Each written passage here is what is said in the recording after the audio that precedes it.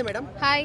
So singer Mangli issue అనేది రోజు రోజుకి అది సద్దు మణుగుతుంది అనుకుంటే తప్పనమాట. రోజు రోజుకి ఇంకా కాంట్రవర్సీ ఎక్కువైపోతుంది.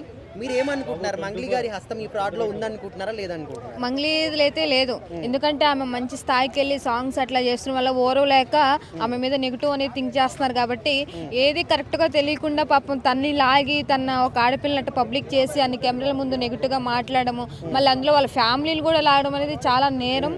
ఎందుకంటే ఒక తప్పు చేసినప్పుడు అది రుజువు చూపించుకోకుండా ఇష్టానుసారంగా కెమెరాల ముందు పెట్టి అమ్మ ఇది వాళ్ళ తమ్ముడు ఇది వాళ్ళ చెల్లి ఇది లేకపోతే వాళ్ళ చెల్లి ఎవడో లవ్ చేస్తున్నాడని చెప్పి అలా మాట్లాడడం అనేది ఒక ఫ్యామిలీ లాగడం అనేది చాలా ఇది. ఆమె ఏదైనా తప్పు చేస్తే బయట పెట్టి రుజువు చూపించి మాట్లాడాలి. కేసులు ఉన్నాయి, కేసులు పెట్టారు, పోలీసులు ఉన్నారు కదా, అలా చేయడం అనేది పబ్లిక్ ముందు తప్పు కరెక్ట్ కాదు కదా. అది అంటే ఇప్పుడు బాధితులు ఎవరైతే ఉన్నారో మేము మోసపోయామని చెప్పేవాళ్ళు వాళ్ళందరూ క్లియర్ గా చెప్తున్నారు కదా, మేము మంగ్లీ పేరు చెప్తేనే డబ్బులు ఇచ్చాము, వాళ్ళ తమ్ముడుని చూస్తే ఇచ్చాము అని చెప్పి. ఇప్పుడు నేను వేరే వాడికి ₹1,00,000 ఇచ్చా అంట, నువ్వు నమ్ముతావా? నువ్వు ₹1,00,000 ఇచ్చినట్టు నిజంగా రుజువు ఉంటే ఆ రుజువు చూపించాలా. నేను చూపిస్తున్నారు కదా, బాధితులు బయటకు వచ్చి ఎన్నో ఇంటర్వ్యూస్లలో కూడా చూపిస్తున్నారు. మేము ఏం చూపిస్తున్నారు? వాళ్ళ తమ్ముడు ఉన్నాడు పక్కన, అవన్నీ చూస్తే మేము డబ్బులు ఇచ్చాము. ఇప్పుడు ఏ వీడియోలు, ఫేక్ వీడియోలు ఎన్ని రావట్లేదు?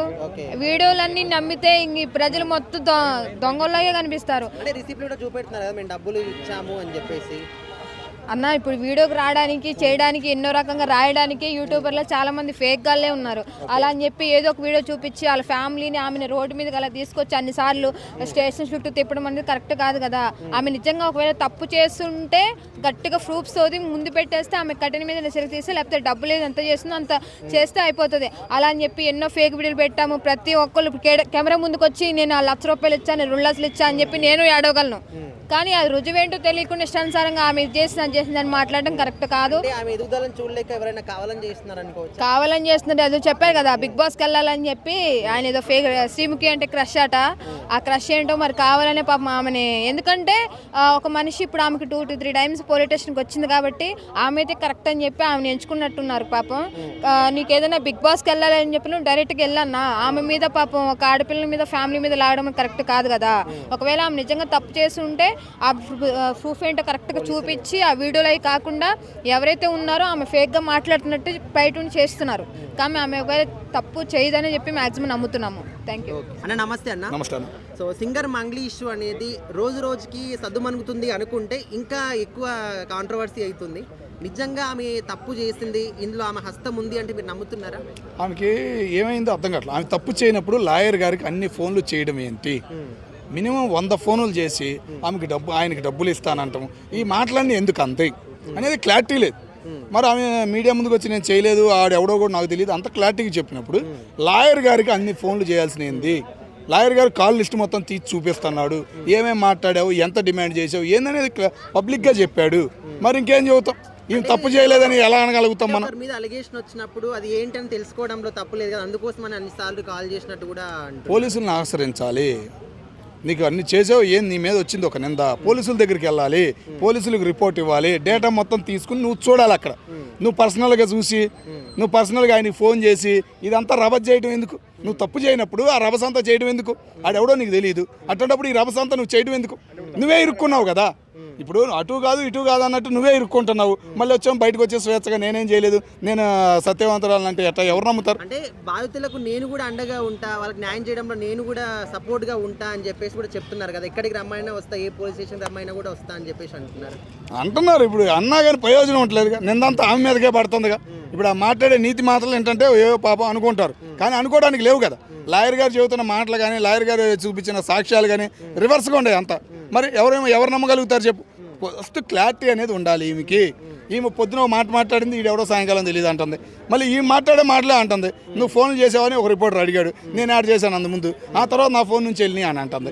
మరి ఈ మాటలన్నీ ఏంటంటే ఎట్లా ఉందంటే నాకు గుచ్చలేదు, గుచ్చితేనే బాగుండేది అన్నట్టు ఉంది. మరి అంటే ఇప్పుడు ఆమె ఒక్క ఈవెంట్ చేసుకున్నా, 2 ఈవెంట్లు చేసుకున్నా కూడా చాలా డబ్బులు వస్తాయి. అసలు ఇన్ని డబ్బులు కొలగొట్టాల్సినటువంటి అవసరం నాకేంటి అని చెప్పేసి కూడా అంటున్నారు.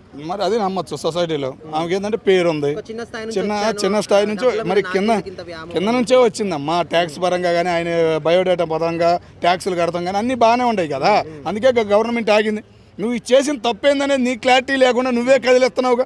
మీడియా ముందుకు వచ్చి నువ్వే కదిలేస్తున్నావు, నేను నీతిమంతురాలు అన్నట్టు ఏదేదో మాట్లాడేస్తున్నావుగా. నువ్వు కామ్గా ఉంటే ఏముండదుగా. నువ్వు పోలీసులను ఆశ్రయించి నా మీద ఇలా జరిగింది, ఇది పరిస్థితి, మీరే తేల్చండి అన్నట్టయితే ఎంత బాగుండేది. పోలీసుల స్పందన వచ్చేది, పోలీసులు మాట్లాడేవాళ్ళు మీడియా ముందు ఏందనేది బాగుండేది.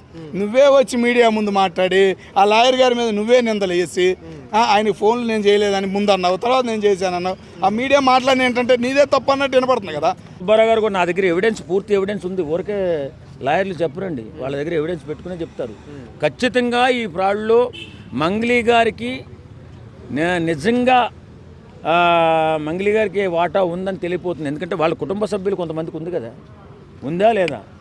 కాబట్టి మంగ్లీ గారు డ్రామాలు ఆడడం మానేసి కథలు చెప్పుకోవాలంటే సినిమా ఆఫీసులు హైదరాబాద్లో చాలా ఉన్నాయి, ఆ కథలు చెప్పండి.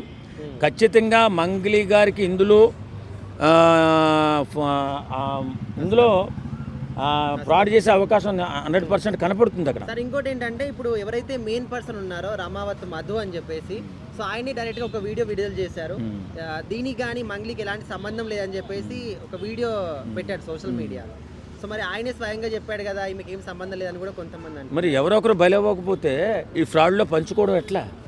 ఎవడో ఒకడు బలవడానికి ప్రయత్నం చేస్తాడు, బలవడం కాదు బలి చేస్తారు. ఈ కుట్రదారులంతా కలిపి మోసం చేస్తారు అమాయకుల్ని, అభాగ్యుల్ని. వాళ్ళ కుటుంబాలు నాశనం అయిపోయినా పర్లేదు, వాళ్ళు ఆత్మహత్యలు చేసుకున్నా పర్లేదు, వీళ్ళు మాత్రం ఇలాంటి ఫ్రాడ్ చేసి నా మీదే ఉందంటే, ముందు ఎవరికైతే మీరు డబ్బులు అన్యాయం చేశారో, ఎవరి దగ్గర అయితే ఫ్రాడ్ చేశారో వాళ్ళకి సెటిల్ చేసిన తర్వాత ఏదో కథలు చెప్పమని చెప్పండి. ఈ విధవలందరినీ ఇంత డబ్బు నాశనం చేసి, ఇంత డబ్బులు ఫ్రాడ్ చేసి, రూపాయికి 3 రూపాయలు 4 రూపాయలు వస్తాయని నమ్మించి ఈ మధ్యకాలంలో జీవితాంతం సంపాదించుకున్నటువంటి సొమ్ము పేదలు, మధ్యతరగతి కుటుంబాలు కూతురు పెళ్లి కోసమో లేకపోతే ఏ ఇల్లు కట్టుకోవడం కోసమో, చదువు కోసమో సంపాదించుకుని జీవితాంతం సంపాదించుకుని, ఏదో మనిషి ఆశాజీవి కదా, ఏదో ఆ డబ్బు వస్తుందంటే ఆశపడి ఒక పెట్టుబడి పెడితే నిష్కారణంగా గొంతు కోసే ఇలాంటి నా కొడుకులు, ఇలాంటి వ్యక్తుల గురించి జాలి చూపించాల్సిన అవసరం లేదు. ఖచ్చితంగా ఎవరైతే ఈ ఫ్రాడ్లో భాగస్తులో, భాగం లేకపోయినా సెలబ్రిటీగా నువ్వు ఉన్నావు, నీ కుటుంబ సభ్యులు ఇందులో ఉన్నారు, న్యాయం చేయాల్సిన బాధ్యత మంగళికి ఉంది. ఖచ్చితంగా ఎవరైతే అన్యాయం అయిపోయారో, ఎవరైతే కట్టి మోసపోయారో, వడ్డీ ఇవ్వకపోయినా పర్లేదు అసలైన ఇచ్చేసి వారిని కాపాడుకోవాల్సిన బాధ్యత మంగళికి ఉంది. ఎందుకంటే ఒక సెలబ్రిటీగా ఇదిగో ఎన్నో అవకాశాలు ఇచ్చారు ప్రజలు, ఆ ప్రజలే మోసపోయారు. ఇప్పుడు నిన్ను ఇంత పెద్ద ఎత్తున సెలబ్రిటీ చేసినటువంటి వ్యక్తుల్ని నువ్వు అన్యాయం చేయొద్దు. ఖచ్చితంగా వారి పక్షాన్ని నిలబడండి. మీకు లేకపోయినా, ఒకవేళ నిజంగా మీకు అందులో వాటా లేకపోతే అది బయటికే వస్తుంది. కానీ నీ మీద ఆరోపణ వచ్చింది కాబట్టి, నువ్వు సెలబ్రిటీ కాబట్టి, నువ్వు చెప్పిన మాట చెల్లుతుంది కాబట్టి, ఆ అభాగ్యులు, అమాయకులు అయినటువంటి వారికి న్యాయం చేయి. ఎందుకు కథలన్నీ చెప్తావు? ఇలాంటి కథలు చాలా విన్నాం, అవన్నీ అయిపోయి. కాబట్టి న్యాయం చేసే బాధ్యత. ఆడెవడో వచ్చి మళ్ళీ నేనే పురాడు, నాదే బాధ్యత, ఏదో కథలు చెప్పండి ఇక్కడ.